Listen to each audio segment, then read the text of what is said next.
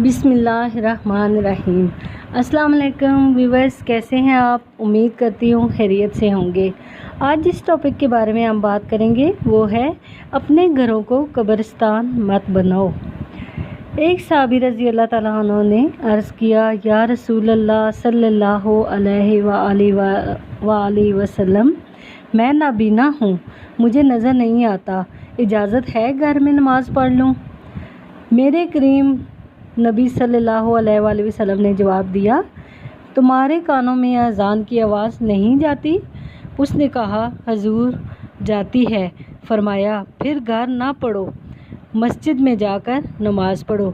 नबी पाक सल्लल्लाहु अलैहि वसल्लम ने फरमाया, हाँ, घर में भी नमाज़ पढ़नी चाहिए। एक हदीस में नबी पाक सल्लल्लाहु अलैहि वसल्लम ने फरमाया, अपने घरों में मस्जिदें बनाओ, यानी एक जगह मखसूस करो जहाँ सिर्फ नमाज पढ़ी जाए।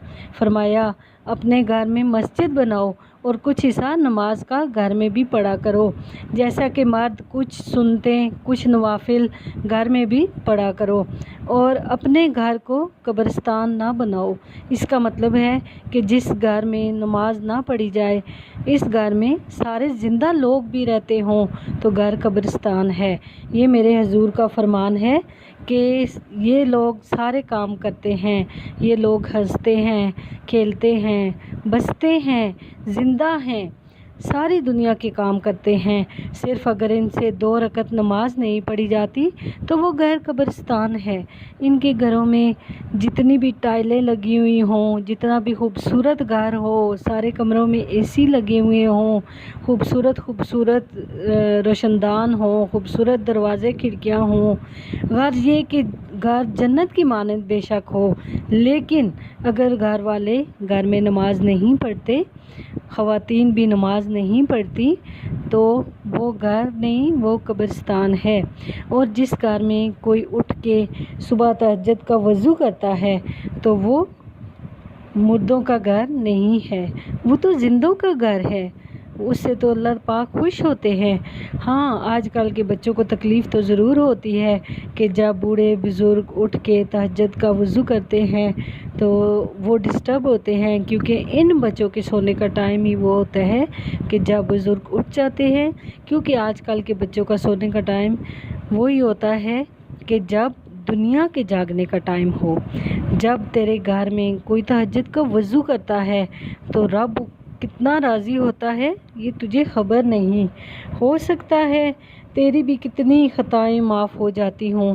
अगर तू ख़ता करता है, गुनाह करता है, तो तेरे घर से अगर एक बंदा भी तहज्जुद के वज़ू के लिए जब उठता है तो हो सकता है कि वो सारे लोगों की माफ़ी का सबब बन जाता हो।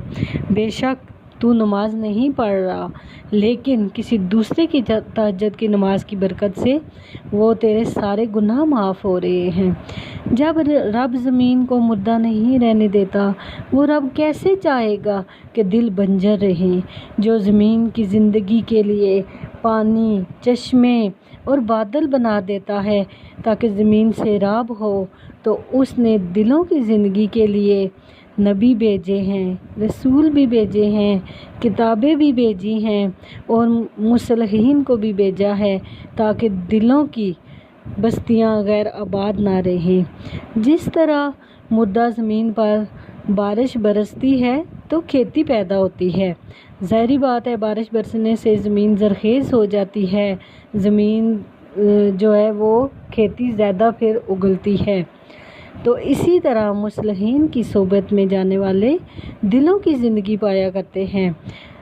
नबी के कुर्ब में रहने वाले लोगों में कभी सदाकत के फूल खिलते हैं, कभी अदालत के फूल खिलते हैं, कभी सखावत के फूल खिलते हैं, कभी विलायत के फूल खिलते हैं। तो ये सारी करिश्मा साजियाँ उस रब ने अपने बंदों के लिए पैदा फरमाई। ये लोग अल्लाह का शुक्र अदा नहीं करते। हजूर सल्लल्लाहु अलैहि वसल्लम जब नाराज़ होते थे तो सहाबा इकराम हजूर सल्लल्लाहु अलैहि वसल्लम के चेहरे से पहचान जाते थे कि हजूर सल्लल्लाहु अलैहि वसल्लम आज नाराज़ हैं। लेकिन हजूर की ये आदत थी कि जब नाराज़ भी होते تو پوری محفل میں کسی ایک بندے سے بھی ناراض ہوتے تو کسی ایک بندے کا نام لے کر اس کی دل آزاری نہ کرتے۔ اگر حضور کچھ کہنا چاہتے تو پھر وہ اجتماعی طور پر کہتے، جیسا کہ لوگ ایسے کہتے ہیں، لوگوں میں ایسا ہونا چاہیے، اس طرح، تاکہ دوسرے کسی کی دل آزاری نہ ہو۔ جس کی بات ہوتی، ظاہری بات ہے وہ بندہ بات سمجھ جاتا کہ یہ میرے بارے میں ہی بات کر رہے ہیں، وہ خلق خدا کا دل نہیں دکھاتے تھے۔ تو نبی پاک صلی اللہ علیہ وسلم کی اگر اخلاق کا جائزہ لیں تو اسے ہم بہت سے سبق سیکھ سکتے ہیں۔ تو آج کل کے معاشرے میں تو ہم یہ موقع ضائع ہی نہیں ہونے دیتے نا، کسی کی دل آزاری نہ کریں۔ تو دیکھیں میرے نبی پاک صلی اللہ علیہ وسلم نے کسی ایک بندے سے بھی کوئی بات کہنی ہوتی تو محفل میں ہوتے جب تو وہ اجتماعی طور پر کہہ دیتے، اور کسی کی بات بہت ناگوار گزرتی تو اسے علادگی میں جا کے کہتے اور سب کے سامنے اس کی دل آزاری نہ کرتے۔ تو اللہ پاک ہم سب کو نبی پاک صلی اللہ علیہ وسلم کے بتائے ہوئے راستے پر عمل کرنے کی توفیق فرمائے، اور اپنے گھروں میں زیادہ سے زیادہ نمازیں ادا کرنے، نوافل ادا کرنے، اور قرآن پاک پڑھنے، روزہ رکھنے، اور رب کو راضی کرنے کے لیے مخصوص جگہ کا انتخاب کر لینا چاہیے ہمیں، تاکہ ہمارے گھر قبرستان نہ بنے، ہمارے گھر جنت کے گہوارے بن جائیں۔